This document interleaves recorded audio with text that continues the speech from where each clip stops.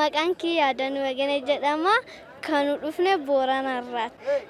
Irreechi dansaadha baay'ee nama gammachiisa. Ani waggaa 5 har'a dhufee gisee sunan ijoolleedha.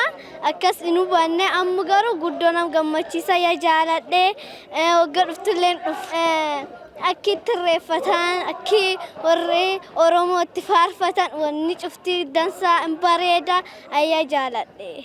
In bareeda faayoon uffataa yadalleen ka Shawaa jira ka Wallaggaa jira akka malee bareeda ayyaa jaaladhe. Dhaloonni walirraa walitti dabarsuun irreechi kan guddisuu mala.